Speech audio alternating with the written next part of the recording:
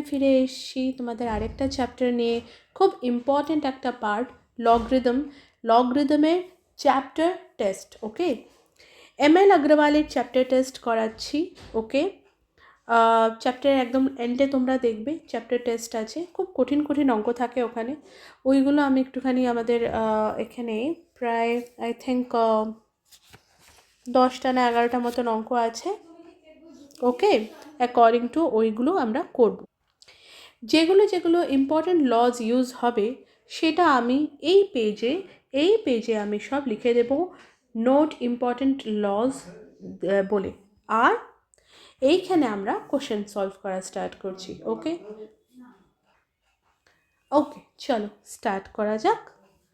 Expand করতে হবে, এই যে একটা তুমি দেখতে পাচ্ছ দিয়ে রেখেছে অঙ্ক, সেটাকে আমাকে এক্সপ্যান্ড করতে হবে এই লগটাকে। ঠিক আছে, আন্ডাররুট দেখে ভয় পেও না।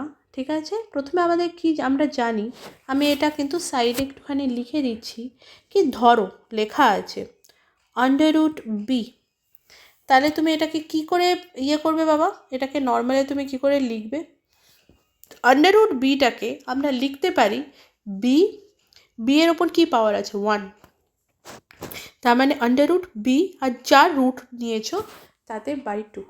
যদি এটা লেখা থাকতো কিউব রুট সামথিং 5, তাহলে আমরা কি লিখতাম 5 এর উপরে কি আছে 1 বাই কিসের কিউব রুট আছে 3। Got it? ধরো এটা লেখা থাকতো 16 আর এখানে ধর 4 লেখা থাকতো, 16 মানে কি আছে বাবা 2 এর মানে আমি যদি প্রাইম ফ্যাক্টরাইজেশন করি 2 এর 4 যদি আমি করি পাওয়ার দিই, তাহলে এটা হয়ে যাবে 2 এর 4 পাওয়ার, আর নিচে কি পাওয়ার আছে 4, দুটো কেটে গেলে হয়ে যাবে অনলি 2। বুঝতে পেরেছো তো? এইগুলো এইভাবে আমরা লিখতে পারি। তুমি এই পোর্শনটাকে করে নিতে পারো, স্ক্রিনশট বের করে নিতে পারো। ঠিক আছে, চলো আমি এটাকে এরকমভাবে লিখে দিই, এটা ইম্পর্টেন্ট। ওকে ওকে, চলো এবার আমরা অঙ্কটাকে সলভ করছি। চলো, অঙ্ক কি আছে বাবা, আমাকে এইটাকে কোশ্চেন আছে log a under root, actually cube root x to the power 7 y to the power 8 divided by under root z, আর এখানে কি আছে কিসের রুট 4 এর রুট, তাই তো?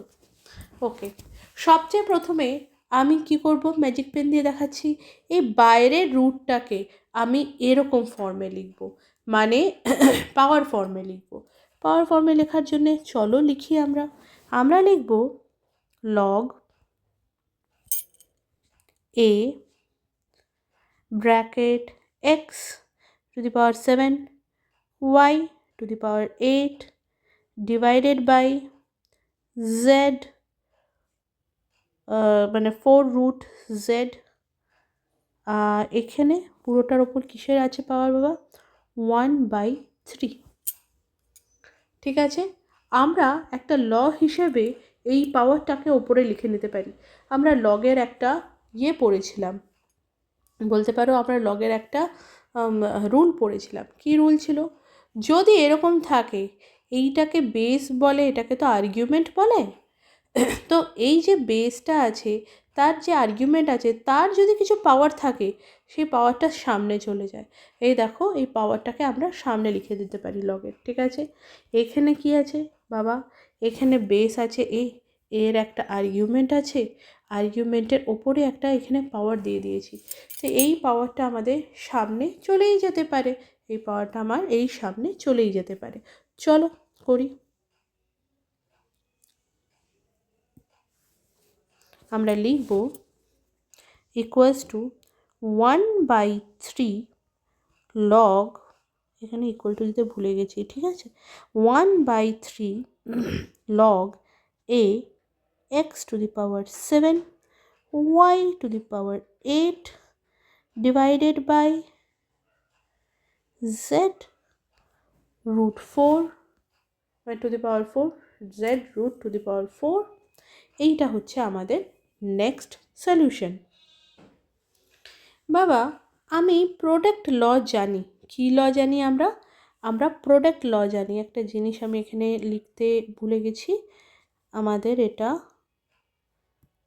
এরকম করে নিতে হবে। ওকে, আমরা প্রোডাক্ট ল জানি। প্রোডাক্ট ল মানে বাবা, প্রোডাক্ট ল মানে এই দুটো একটা বেস আছে, এই দুটো যখন ইকুয়াল টুতে লেখা আছে, তার মানে তোমাদের যদি মনে আছে কি আমরা কি করেছিলাম, লগ যদি এখানে ধরো base a m into n লেখা থাকে, এটা আমরা কি লিখতে পারি, log a m plus log a n. মনে আছে এরকম আমরা লিখতে পারি। যদি এখানে পিও লেখা থাকতো তাহলে আবার এটা অনির্দিষ্ট যত ইচ্ছা লিখতে পারি। ঠিক আছে, তার মানে ইন্টু করে লেখা থাকলে আমি এইভাবে লিখতে পারি, আর এইভাবে লেখা থাকলে আমি ইন্টু করে লিখতে পারি, দুটো ইন্টারচেঞ্জেবল। তাহলে এখানে আমাদের প্রোডাক্ট ল ইউজ হলো। তাহলে আমি এখানে আবার এই লগটার যে লটা লিখে নিলাম।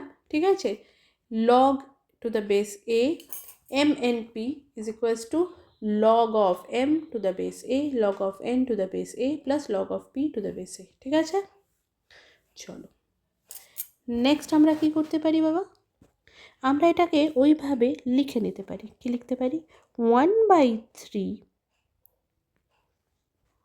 log of a log of a x to the power 7 plus log of a y to the power 8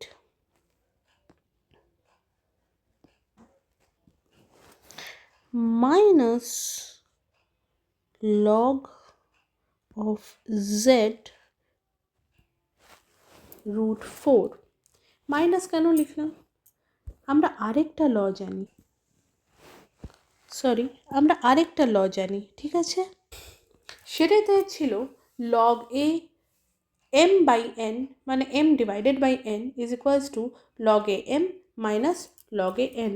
এখানে দেখো আমাদের জেডটা মাইনাসেই রয়েছে, সরি ডিভাইডে রয়েছে, এই জন্য এটাকে আমরা মাইনাস log a জেড লিখে নিতে পারি। ঠিক আছে,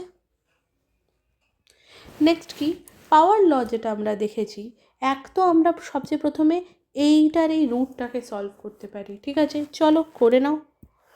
লিখতে পারি 1/3 log base a x7 plus log a y8।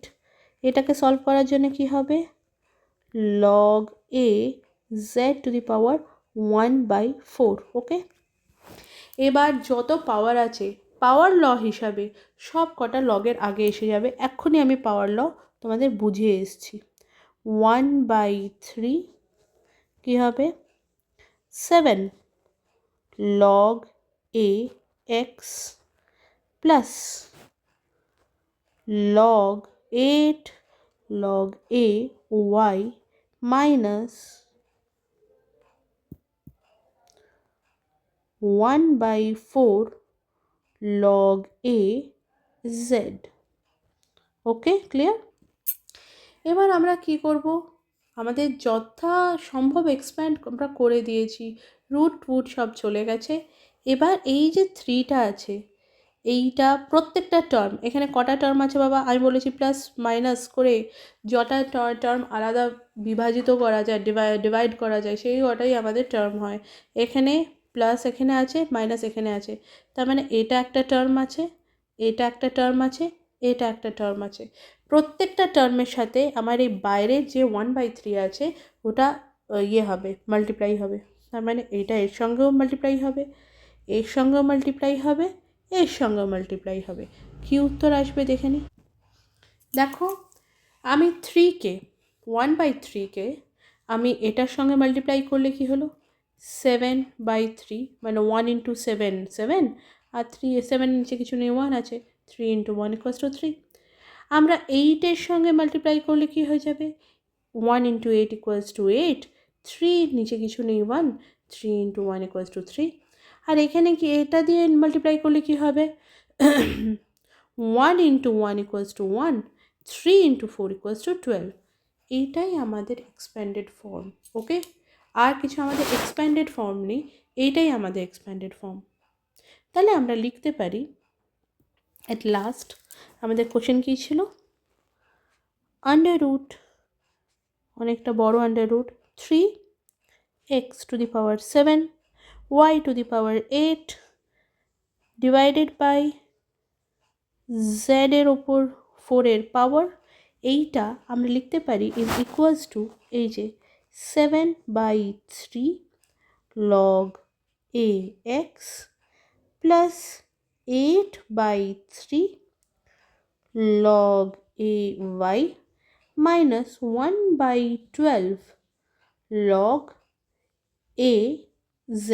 ঠিক আছে, ওটা কিন্তু আবার 12 লেখা আছে, কনফিউজ হইও না। ঠিক আছে, কোথায় গেল, কেটেই দিই, মুছেই দিই, আমি ভালো করে লিখছি। এটা হচ্ছে 12। এইটাই হচ্ছে তোমার সলিউশন। ওকে, তুমি লিখতে পারো হ্যান্স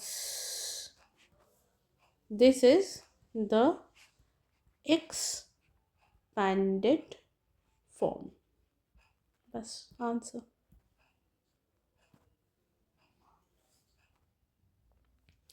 চাইলে তোমরা এটা একবার স্ক্রিনশট নিয়ে নিতে পারো, আমি পুরোটা লিখে দিয়েছি, স্ক্রিনশট নিয়ে নাও।